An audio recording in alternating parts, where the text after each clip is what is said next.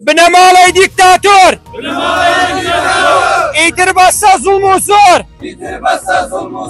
بنمالي ديكتاتور ايتر بس ظلم وزور بنمالي ديكتاتور ايتر بس ظلم وزور. To all of you standing here today, thank you, because your presence is more than just a protest.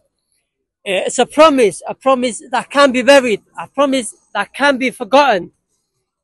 Today, we gather not only to express our sadness for the loss of the young man, but to raise our voices for truth, for justice, for freedom.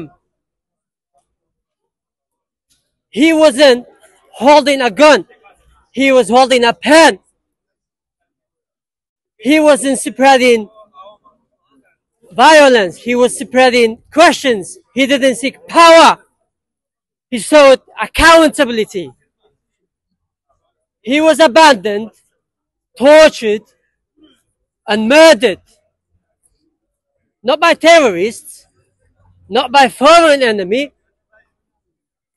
by the very authorities who meant to protect him. بناوی خوا سەردەش عوسمان ئەو ڕۆژنامەنووسەی لەسەر چەند وشەیەکی سادا لەلایەن چەتەکانی بنەماڵەی بارزانی تیرۆر کرا، بەڵام خەیاڵیان خاوە دەنگی دلێر و ئازاکب ناکرێت. ئێمەی چالاکەوان و ئازادی خواست دژی ئەو سیستەمە مافیاگەری و چەتەگەری بنەماڵەی بارزانی و تاڵەبانی هەیە، تاکو دڵۆپی خوێنمان مابێت بەرەنگاریان دەبینەوە و دەجەنگین لە پێناو ماف و ئازادی. ئێمە لەم بینبەرە ئازادەوە بەو دەسەڵاتە مافیاگەری لە هەرێمی کوردستان هەیە دەڵێین ڕاستە ئێوە سەردەشتان شەهید کرد، بەڵام ئەوەش بزانن هەزارانی تر لە قوتابخانەکەی پەروەردە بوون. شەهیدی قەڵەم سەردەش عوسمان 15 ساڵ بەر لە ئێستا و لە ڕۆژێکی وەک ئەمڕۆدا تیرۆر کرا. ئەوان ویان زانی بە تیرۆرکردنی سەردەش کۆتایی بە شۆڕشی قەڵەم و پەیامەکەی دەهێنن، بەڵام ئێستا بە هەزاران سەردەشان لەسەر ڕێبازەکەی ئەو بەردەوام و داوای ئازادی و یەکسانی دەکەن، هەنگاو بە هەنگاو بە ڕێگاکەی ئەودا دەڕۆن. گەرچی ئەو بەجەستە لە نێوماندا نەماوە، بەڵام پەیامەکەی ئەو هەمیشە لەگەڵمان دەمێنێتەوە و درێژە پێدەری ڕێبازەکەی ئەو دەبین. ئەمڕۆ وەکو چالاکوانانی بەریتانیا بە تابەتی شاری لەندەن کۆبوونەتەوە و لە یادی شەهیدی قەڵەم شەهیدی ڕێگای ئازادی سەردەش عوسمان کە بەدەستی جەلادەکانی پارتی شەهید کرا، یەکێتی و پارتی لە ماوەکانی ڕابردوودا و ئێستاشدا هەردەم هەوڵ دەدەن بە تیرۆر و تۆقاندن دەنگی ئازاد کە بکەن، بەڵام ئێمە بەڵند دەدەین و پێیان ڕادەگەێنین کە هەرگیز ناوەستین و کۆڵ نادەین تاوەکو ئێوە یەک سەردەش تیرۆر دەکەن بە سەدەها سەردەشتی تر دروست دەبێتەوە. سەردەش عوسمان قەڵەمێک بۆ ئازادی و چیایەک لە ئیرادە و ڕادەست نەبوون. لە هەولێری داگیرکراودا گەنجێک هات و قەڵەمی هەڵگرت تا بۆ ئازادی بنووسێت. دەفتەر و کامێرایەکی گر بەدەستەوە تا وێنەی ئەو جوگرافیا داگیرکراوە بکێشێت و هاوار بۆ ڕزگاربوونی بکات. ناغڕەش و بکوژە ڕاهێنراوەکانی دژ بە ئازادی بە سپۆنسەری بنەماڵەی بارزانی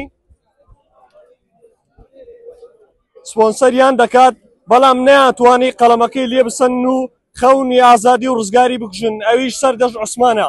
ئەمڕۆ لە 15 ساڵیادی شەهیدی قەڵەم سەردەش عوسمان کردبوونێتەوە تا پیشانی هەموو ناران و ئازادی خوازانی بکوژانی سەردەش بدەین کە هەڵاکەی زەردەش هەرگیز ناکەوێتە ئەرزوو، ئێستا زیاتر لە جاران دەشەکێتەوە و دڵنیاتان دەکەینەوە تا دوای هەناسە لەسەر پەیامەکەی بەردەوام دەبین و یادی دەکەین. دەنگێ دژی هێزی بنەماڵە،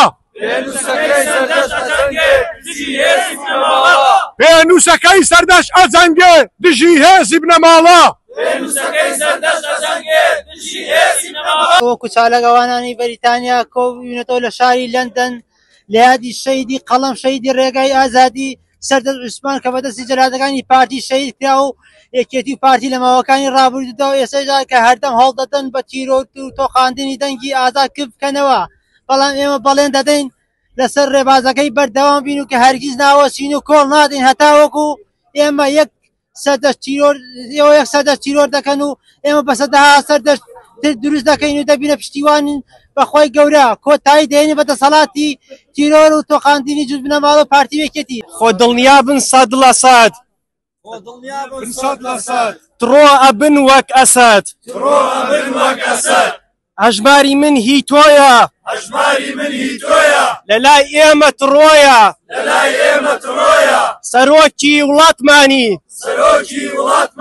باگوڵە بێتۆ لەکانی سەرۆکی وڵاتمانی باگوڵە بێتۆ لەکانی ئەبینە چقلی چاوتان نەفرەت لە مێژ و ناوتان پێشووتر تا هەنووکە کورد لەگەڵ مێژوو بووە دەڵێن خاوەن شێخ مەحموود و قازی سەلاحەددین بووە بیر بکەینەوە هۆشیارانە نەوەک وەکو دەبانگ وتویانە فارس بۆ دەنگ و تورک بۆ ڕنگ و کوردیش بۆ جەنگ کۆبینەوە و بیرکەینەوە بەبێ بیهێنینەوە تەراز و سنگ چی دەبینین لە وڵات و دەور و بەرە تاکی کوردم ئێستاکانە شێری ماڵ و ڕێوی و دەرە چارە نووسی خۆی و ماڵ و مناڵەکەی لێی بپرسی هیچ نازانێ و بێخەبەرە وڵاتی قەزا و قەدەرە. ڕۆژێکی وەکو ئەمڕۆیە شێتکردنی سەردەش عوسمان تاوانێکی گەورە و نامرۆڤانە بوو و زۆر نادات پەروەرانە بە شەیدیان کرد و ئەم تاوانە بەرامبەر سەردەش عوسمان کراوە ئەگەری هەیە بەرامبەر هەر چالاکوان و ڕەندامیشکەی هەرێمی کوردستان بکرێت و سەردەش عوسمان گەنجێکی کورد بوو کە ئازادی ڕادەربڕینیان لێزەوت کرد و شەهیدیان کرد. ئەمڕۆ 50 ساڵ تێدەپەڕێ بەسەر تیرۆرکردنی سەردەش عوسمان. سەردەش عوسمان عاشقی ئازادی وشە و ئەندێشە بوو بۆ مرۆڤی کورد. تیرۆرکردنی سەردەش عوسمان هەڕەشە بوو بۆ سەرپێنووس و ئازاداکان. تیرۆری سەردەش عوسمان تاقیکردنەوەیەک بوو کە دەسەڵاتە خۆسەپێنەکان نەک تیایدا سەرکەوتوو نەبوون بەڵکو مۆری تاوان و تیرۆریستیاندا لە ناو چاوانی خۆیان. لە هەمان کاتا دووبارە دەری خستەوە کە ئەوان تا چەند بڕۆیان بە مافی تاک و ئازادی بروباوڕ و ڕادەربڕین و میدیای ئازادە. سەردەش عوسمان ویستی بە زۆردارەکان و دیکتۆتەرەکانی بنەماڵە بڵێ ئێوە هەموو دەسەڵاتی بنەماڵەیی چەوسێنەرەکان پیرۆزین و هەتایی نین. دوای تێپەڕبوونی 5 ساڵ بەسەر تیرۆرکردنی ڕۆژنامەنووس سەردەش عوسماندا هێشتا هیچ کەسێک لەسەر ئەو ڕووداوە دەستگیر نەکراوە. لە ساڵی 2009 سەردەش عوسمان بابەتێکی لەسەر گەندەڵی واسەکاری بڵاو کردەوە. بابەتەکەی بە ناونیشانی عاشقی کچەکەی بەرزانیم کە تێیدا بەراوردێکی کردی بوو لە نێوان ژیانی پڕ خۆشگوزەرانی خێزانی مەسعود بەرزانی و ژیانی پڕ نەهامەتی هاوڵاتیانی ئاسایی هەرێمی کوردستان. دوای ماوەیەکی کورت و چەندی جار هەڕەشەی کوشتن سەردەش عوسمان ڕۆژنامەنووسێکی تەمەند 23 ساڵ لە ڕۆژی 4/5 2010 لە بەردەم کۆلێژی ئاداب لە زانکۆی سەلاحەدین بفێنرا و ڕۆژێ دواتر تەرمەکەی لە شاری مووسڵ دۆزرایەوە. بۆیە لێرە دووبارانڵێن شەیدان نامرن. 15 ساڵ تێپەڕێت بەسەر تیرۆرکردنی نووسەر و ڕۆژنامەنووس سەردەش عوسماندا لە ڕۆژێک ئەمڕۆدا لە شەقامەکانی شاری هەولێری پایتەختی هەرێمی کوردستان بە بەرچاوی خەڵک و پۆلیسەوە لە بەدرگای کۆلێژەکەی لەلایەن چەتەکانی دەسەڵاتەوە ڕفێنرا. چەند ڕۆژێک دواتر تەرمی بێگژانی لە شاری مووسڵ دۆزراوە کە شوێنەواری ئەشکەنجەی لەسەر بوو وەک هێمایەک بۆ تۆقاندنی هەموو دەنگێکی ناڕازی. شایانی باسی تا ئێستا بکەرانی ئەو تاوانە دەستگیر نەکراون. سەردەش و تارەکانی لە بابەتی گەندەڵی و نایەکسانی مافی مرۆڤ خۆی دەبینیەوە لە دواوەتاری پێشبەرگیدا بە شێوەیەکی تەنز ئامێز ڕەخنەی لە دەسەڵاتی گەندەڵ گرتبوو. ئەمڕۆ ئێمە لێرەین بۆ بەرز ڕاگرتنی یادی شەهیدی قەڵەم سەردەش عوسمان. وەک چالاکوانێک ئەمەوێت ئەم پەیامە بگێنم بە گوێی دەسەڵات کە کەیسی سەردەش عوسمان لای ئێمە چالاکوانان هەمیشە بە کراوەیی ماوەتەوە تا ئەو کاتەی بکوشانی ئەم کارە قێزەونە بەستا یاسایی خۆیان دەگەن لە دادگایەکی عادیلانە. سەردەش عوسمان لە ڕۆژی سێشەمە 4/5 2010 لەلایەن هێزێکی تایبەتی پلاندانراو لە بەردەم چاوی پۆلیس و خەڵکێکی زۆر لە بەردەم کۆلێجی ئاداب ڕفێنرا لە شاری هەولێر و دوای 2 ڕۆژ تەرمەکەی لە یەکێک لە شارەکانی عێراق دۆزرایەوە.